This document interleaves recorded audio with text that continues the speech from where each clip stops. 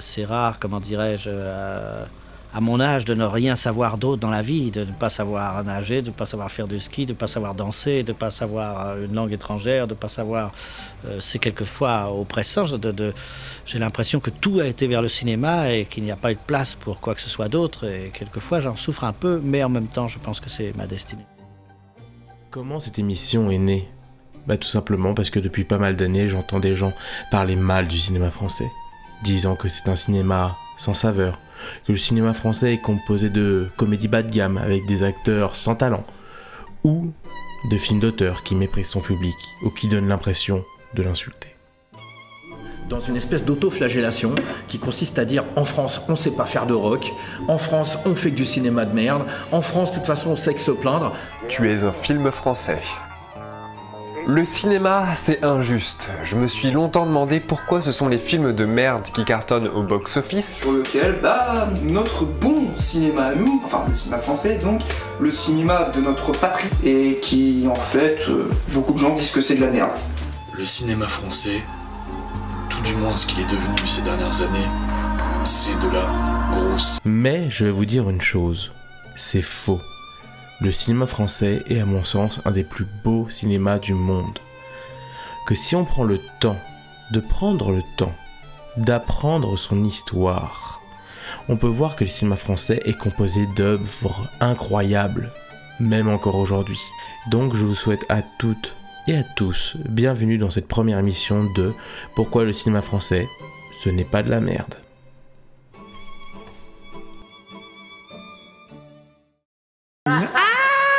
Voilà. Oh là, elle a garé son panty. Où qu'elle est, sa culotte? Où qu'elle est, sa culotte? Ah, pu sa culotte? Salope! Certains vont se poser cette question, mais qui est cet énergumène ? Et je vais vous dire, sans doute vous ne devez pas le connaître, les moins de 20 ans, voire même les moins de 30 ans. Cette personne se nomme Guy Bedos. C'est un humoriste qui n'a pas peur d'amener un personnage autant à la fois loufoque qu'à la fois profondément dans la provocation. Giscard d'Estaing d'en soulever mon petit accordéon, vous aurez une surprise. Guy, c'est le personnage caricaturé qu'on pouvait avoir en chacun de nous, dans chaque homme, dans chaque femme, dans chaque enfant.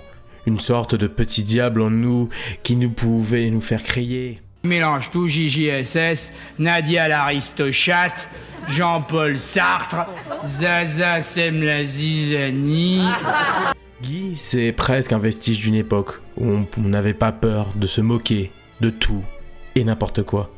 Et c'est là que l'humour de Guy, à la fois grinçant et direct, va être transmis à une personne, son fils. Son fils que vous devez connaître sous le nom de Nicolas Bedos. Merci. Joyeux Noël à tous. Voilà. Ah. Voilà les enfants, je pense que là, il n'y a plus de doute. Alors, pour la majorité d'entre nous, Nicolas Bedos, c'est surtout des sketchs sur On n'est pas couché.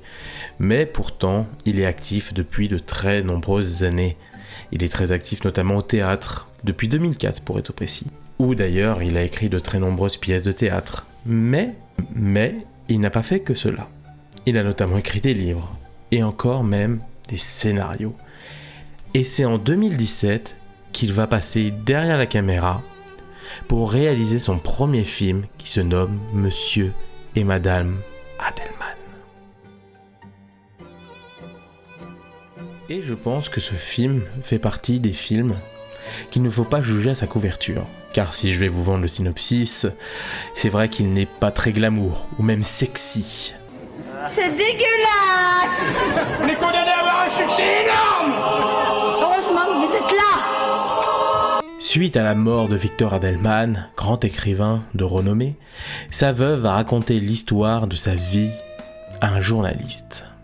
Et dit comme ça, on peut se dire que ce film est un film d'auteur un peu nombriliste, même carrément chiant, déjà par la présence de Nicolas Bedos dans le rôle principal, mais, car il y a toujours un mais, comme dirait le personnage de Sarah, ça va faire chier tout le monde. Comment? Déjà qu'un écrivain, ça fait plus rêver personne, alors la femme d'un écrivain. Vous voyez tous ces gens là dehors? Oui. Ils sont tous en train de se demander si j'ai pas tué Victor. Ah. Non. Vous croyez? En tout cas, moi, personnellement, je crois pas une seconde que vous ayez pu... Eh bien, vous avez tort. Et vous savez quoi en plus ? C'est vrai, ce film est un véritable film d'auteur, et qui prouve que tout simplement être un film d'auteur n'est pas un film chiant, un film nombriliste, un film justement qui se regarde. Et justement, ce film vous y rajoutez de la folie, et vous rentrerez dans peut-être une des meilleures comédies françaises des années 2010. Avec ce film, on est très loin des comédies françaises potaches et sans ambition artistique calibrées pour le prime time de TF1, et surtout qui laisse le spectateur dans sa ligne de confort. Nicolas Bedos n'est absolument pas de cet esprit-là. Il n'est pas là pour faire un téléfilm, il est là pour faire une véritable œuvre de cinéma. Car chaque époque de la vie de nos personnages présente une époque différente. Donc une manière de penser, une manière d'être et une manière surtout d'installer le film dans une réalité politique de ces époques. Mais vous fermiez les yeux. On était en 73, c'était une autre époque.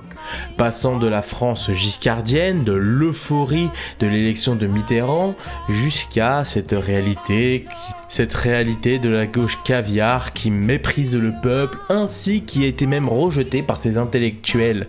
Tu me déçois autant que François Mitterrand. Voilà, la gauche au pouvoir.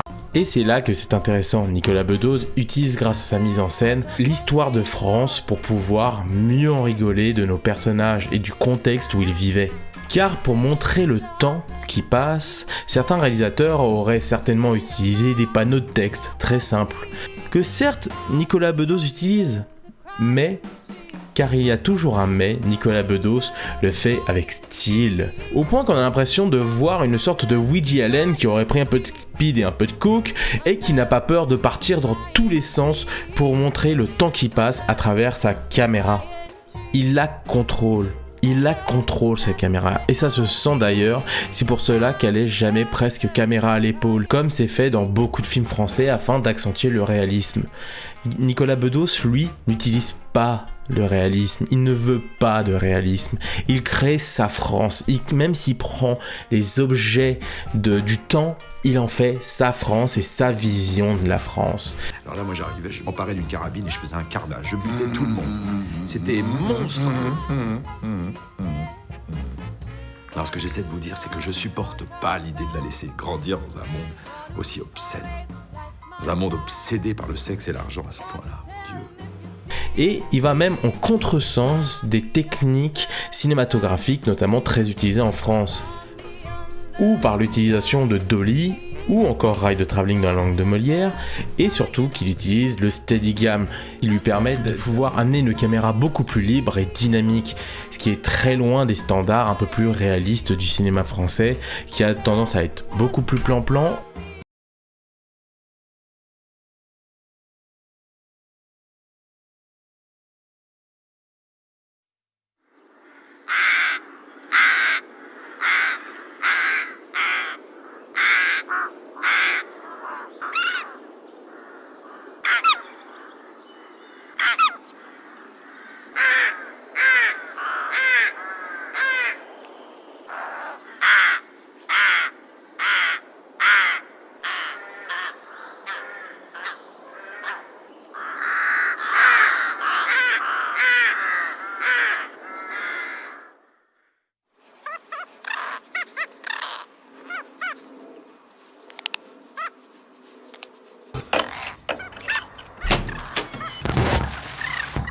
Bedos, lui, rien que dans sa technique, est totalement différent dans sa manière d'exploiter le cinéma, et c'est vraiment rafraîchissant. Si vous faites attention, vous verrez à quel point sa caméra est fluide, à quel point elle a de la vie. C'est presque un personnage à part qui suit ses personnages, et ça, c'est beau. Comme je vous l'ai dit, nous ne sommes pas dans une histoire réaliste, même s'il prend des points de vue du réel, ceci est une histoire racontée par quelqu'un, donc forcément fantasmée. Ah ça c'est sûr. Con. La plupart des parents auraient été outrés de voir un père parler ainsi à son fils de 9 ans. Je te le fais pas dire. On peut sentir que Nicolas Bedos est plus proche d'un cinéma français qu'on oublie beaucoup, et pourtant qui est un cinéma très important, le cinéma de papa. Oh, rien, c'est les idées d'un autre monde, et puis ne parlons plus de ça, va. Qui a vu de grands réalisateurs émerger comme Jean Renoir, Marcel Carnet, Julien Devivier ou encore les Jean Delannoy, qui dans les années 20 ont amené un cinéma, certes réaliste, mais avec un sens poétique et politique de la fiction. Et c'est pour ça que le cinéma français a vu naître un de ses plus grands mouvements, le réalisme poétique français. Et quand je vois le film de Nicolas Bedos, il n'y a pas un moment où je pense à ce cinéma-là, ce cinéma poétique de gauche, mélangé avec une douceur et une mélancolie des personnages, qui est proche de ce cinéma. Ce n'est pas pour rien qu'avant je parlais d'esthétisme et de technique cinématographique, car le cinéma de papa, alias la qualité française, était un cinéma très esthétique.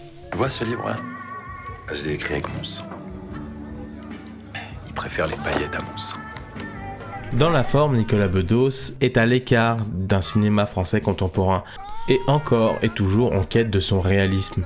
D'ailleurs, ce n'est pas pour rien qu'il a une forme de fétichisme pour les années 60, 70, 80, vu que c'était une époque très libre, pleine de vie, où d'ailleurs tout semblait presque facile. Chacun son fétichisme, Tarantino les pieds, Bedos les Renault 5, même combat. Sans rigoler, on sent chez Bedos une envie d'authentisme, pas seulement dans le contexte politique et la façon d'être de l'époque, tout sent le vintage, que ce soit dans la décoration de Stéphane Rosenborn, très connu pour son travail avec Michel Gondry. Et justement, tout cela fait qu'on y croit. Des papiers peints, des affiches, des décors, jusqu'à la machine à écrire, qui fait qu'on rentre dans un univers typiquement français, qui dégage un charme sans nom, qui nous transpose dans un voyage à travers le temps, un voyage à travers la France, car c'est le décor qui est le premier point vers le voyage. Pour moi, qui est un pur enfant des années 90, j'ai connu une époque où l'humour pouvait dépasser certaines limites, et qui pouvait même être très méchant. Baladure, couille molle, baladure, couille molle, baladure, couille molle. Mon Dieu, cette fois, je crois que c'est fichu. Et Nicolas Bedos, à l'image de son père, n'a pas peur de dépasser ses limites. J'ai l'impression que Nicolas Bedos est un peu nostalgique de cette époque. Une époque où on pouvait rire de tout et de rien. Et vous savez quoi ? Qu'est-ce que c'est bon de retrouver ce ton unique ? Un humour sans barrière où on peut se foutre de la droite, de la gauche, des bourgeois, des pauvres, des femmes, des hommes, des blagues de cul et même de la débilité des gosses. Sans que quelqu'un vous mette la main sur l'épaule et te dire « Tu devrais avoir honte de penser ça ». Et Nicolas Bedos, cette morale, il en a rien à foutre. Justement, il comprend le spectateur et son intelligence. Et il sait que c'est à lui de faire son propre jugement. Qu'il aime ou qu'il n'aime pas ce qu'il montre, que ça sera à lui de faire son avis. Et rien d'autre. Que Nicolas Bedos partage une façon d'être et de faire de l'humour. Et si t'aimes pas, c'est ton choix. Et c'est ce que j'aime chez lui. Car c'est pas un réalisateur qui te prend par la main, qui va te faire la morale sur ses personnages.